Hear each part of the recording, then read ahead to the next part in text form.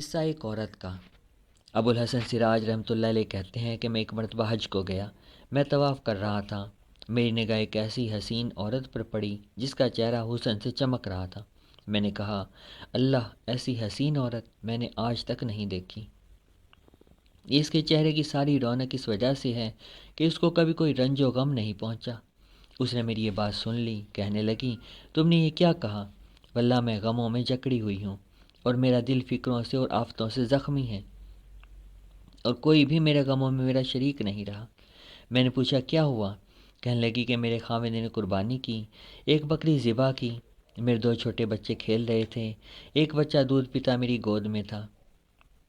میں گوشت پکانے کے لیے اٹھی تو ان دونوں لڑکوں میں سے ایک نے دوسرے سے کہا، میں تجھے بتاؤں کہ ابا نے بکری کس طرح ذبح کی؟ اس نے کہا، بتا۔ تو اس نے چھوٹے بھائی کو لٹا کر بکری کی طرح ذبح کر دیا۔ پھر وہ اس کو ذبح کر کے ڈر کے مارے بھاگ گیا اور پہاڑ پر چڑھ گیا۔ وہاں ایک بھیڑیے نے اس کو کھا لیا۔ باپ اس کی تلاش میں نکلا اور ڈھونڈتے ڈھونڈتے پیاس کی شدت سے مر گیا۔ میں دودھ پیتے بچے کو بٹھا کر دروازے تک گئی کہ شاید خاوند کا کچھ پتہ کسی سے مل پائے، تو وہ بچہ کھیلتا ہوا ہانڈی کے پاس پہنچ گیا جو چولہے پر رکھی ہوئی تھی، جوش سے پک رہی تھی۔ اس کو جو اس نے ہلایا وہ پکتی پکتی اس پر گر گئی، جس سے اس بچے کا سارا بدن کا گوشت جل کر ہڈیوں سے الگ ہو گیا۔ میری ایک بڑی لڑکی تھی جو اپنے خاوند کے گھر تھی۔ اس کو جب اس سارے قصے کی خبر پہنچی تو وہ خبر سن کر زمین پر گر گئی، اور اسی میں اس کی بھی موت مقدر تھی، وہ بھی مر گئی۔ مقدر نے ان سب کے درمیان سے مجھے اکیلی کو چھوڑ دیا۔ میں نے کہا، ان مصیبتوں پر تجھے کس طرح صبر آیا؟